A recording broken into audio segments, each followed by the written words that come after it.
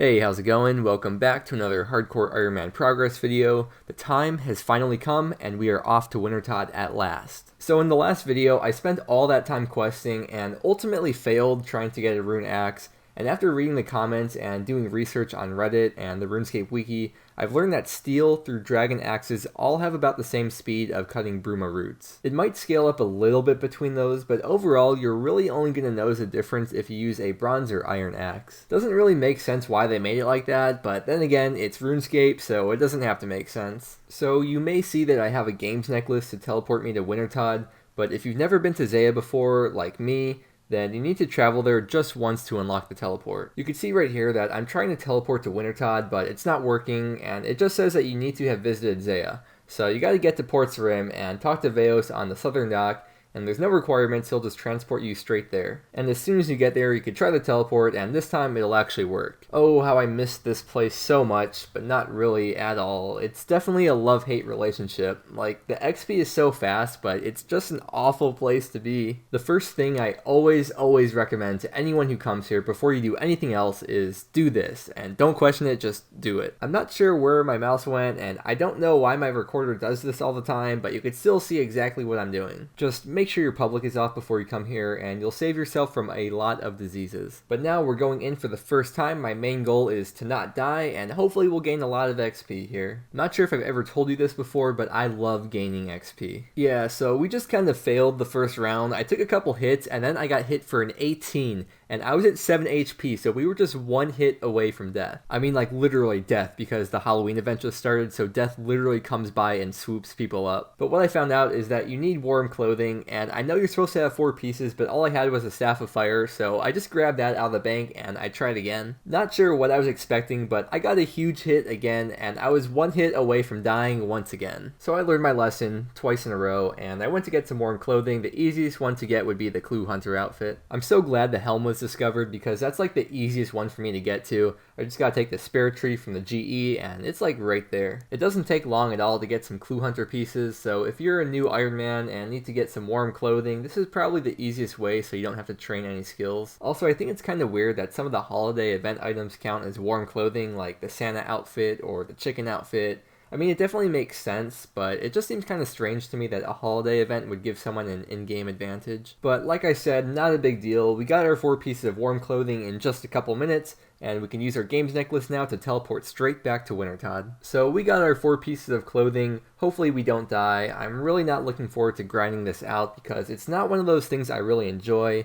Like, it's bearable, but I wouldn't do this for fun. But it's something that needs to get done, and we always have the chance of getting that dragon axe. Even though it's 1 in 10,000, it still could happen at any time. I turn on the chat for 1 second, just 1 second, and of course this is the first thing I see. He does make a very good point though. Why Fletch? But that's enough of that. That's more than enough chat I need for today. Before Wintertodt came out, I remember I had to grind on my main to 85 firemaking by using maples, because I really wanted to be able to use the infernal axe. That was before redwoods were invented, so it was slow and painful, and I was a broke boy. But my plan from there originally was going to be to use the axe to passively get 99 firemaking from doing a bunch of woodcutting. I think I had like 87 firemaking when Wintertodt came out, and the rewards were so OP in the first week or two, and you could actually make bank from this before they nerfed it. But anyways, this time I was taking like 5 to 6 damage per hit instead of 18 like before, so it wasn't too bad, but I did read that it's supposed to be around 10% of your HP, so I think one of the pieces of Clue Hunter might not count as warm clothing, like probably the gloves or boots maybe. And here's the first crate from Wintertodt. Like, oh my god, a dragon axe, I can't believe it, oh my god. See, I caught your attention there, didn't I? The first crate was actually pretty mediocre loot, but we still got a long way to go. When I went to bank, I grabbed the Staff of Fire out of my bank to see if I actually needed another piece of warm clothing, and it seems like I did,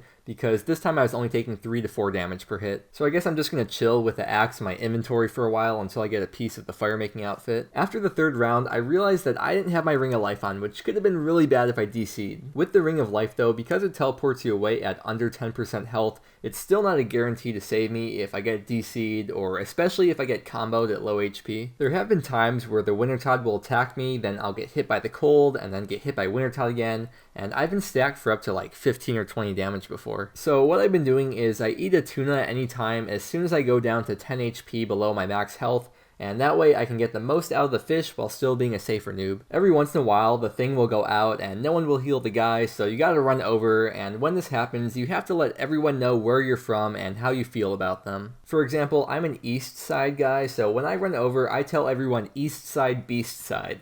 And sometimes they'll try to smack talk me down and say stuff like west is best, but I tell them west is less, and that usually shuts them up. But anyways, yeah, we were talking about getting hit. So, like, even if I'm gonna miss a few logs chopped or burned, I'm still gonna eat because I don't care about how much XP I get and how much I waste, because if I die anyways, then that would mean that all this is for nothing. But dude, these levels fly by so fast at the start, like, it's one level every round or two.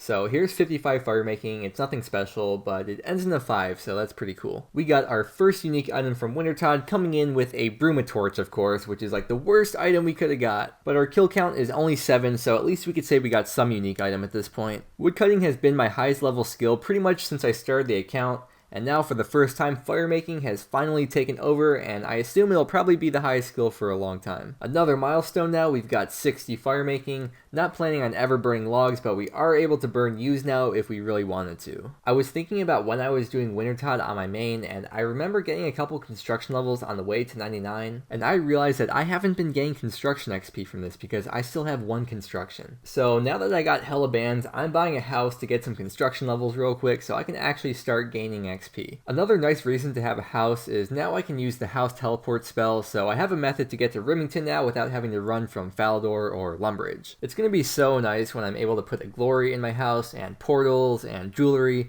because as an Iron Man, by the way, I can really appreciate the value of having unlimited teleports. And speaking of teleports, we're taking the minigame teleport to Fishing Trawler to collect some planks.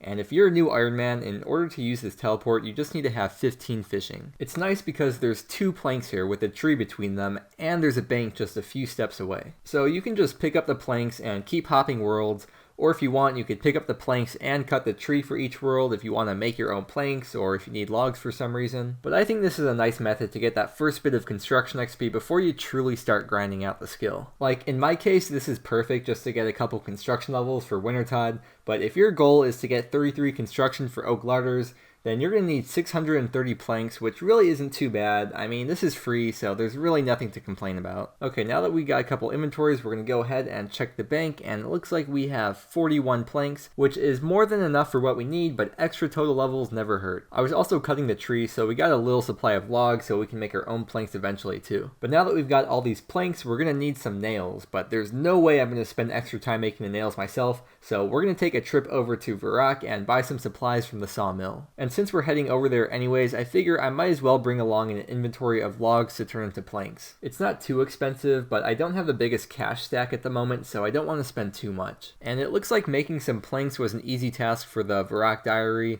which also reminds me I need to start working on some of the diaries soon. I almost forgot that we needed a saw too, so it's a good thing that we're here because I think sawmills are the only place in the game where you can get saws from. So I got a bunch of supplies while we were there, and I think this inventory is all good and ready to go. So time to cast the first ever house teleport on this account, the first of many, many more to come. This brings back so much nostalgia. Oh my god, this makes me think of when I first got membership and construction just seemed like the coolest skill to me. I was such a noob. So you know how you could build a clay fireplace here with 3 pieces of soft clay? So what I would do, I would bring my pickaxe and mine clay in the Remington mine, then turn it into soft clay at like a sink or something in Remington, and then use that to train construction. Like, I guess it's understandable to do that up until maybe level 10 or something, but my level was in the 30s and 40s, and I was still doing that. I don't know what I was thinking. Another thing that's cool about training in Remington is you can bring your planks noted, and there's a guy in the general store named Files who will unnote your banknotes for 5 GP per item, which is a pretty sweet deal. Before he was added into the game, you could sell your banknotes to the general store and buy them back, but you would lose more money, and there was always that chance of someone else sniping them. But I'm an Iron Man anyway, so I would not sell anything to the general store that I was planning on buying back. Man, these bookcases are actually amazing XP for this level. Like 115 XP each, you cannot go wrong. And we just got level 12 construction, and that's pretty much the last of the planks, so I think that's a good place to stop. I'm not sure how much construction XP we're going to get for each repair, but it should be more than 0, and hopefully we'll gain at least a couple levels. But it's time to switch back into our fire making gear and warm clothing, and I am not going to forget my Ring of Life this time. We've currently got level 61 fire making, so we'll see how far we can get before we burn out. By the way, I recorded the construction XP I was getting, and here it is, 48 XP drops, so that's actually pretty decent. Also, thank you to all of you who have been offering me nature talismans and rune axes. I really appreciate the concern from you all, that's so kind. Nah, but seriously, don't ever put a nature talisman in front of my face like that ever again. But for tomorrow, you can expect another Hardcore Iron Man video. I know 2 days in a row, so exciting, right? And for tomorrow, it's going to be slightly different than the normal Hardcore Iron Man videos because it's going to be a loot from video. And I'm sure you can take a wild guess at what the loot will be from. But we also got an item that I was not expecting to get, and it's going to be nice to have on this account. I'm not going to ruin anything though, so you'll just have to wait and see what that is. But unfortunately, it is time to say bye once again, and I just want to let you know there is a Discord for the channel, and there's some pretty chill people in there, so feel free to join. Same thing with my clan chat Mudkip, it's always open, and you're welcome to come by anytime. And if you're enjoying the Hardcore Iron Man series, please let me know by giving the video a like so I know that you want to see more of it in the future. And if you want to stay updated on my videos and see more from me, then please subscribe to the channel, it really does mean a lot. But I just want to thank you so much for watching the video, and I will see you again tomorrow.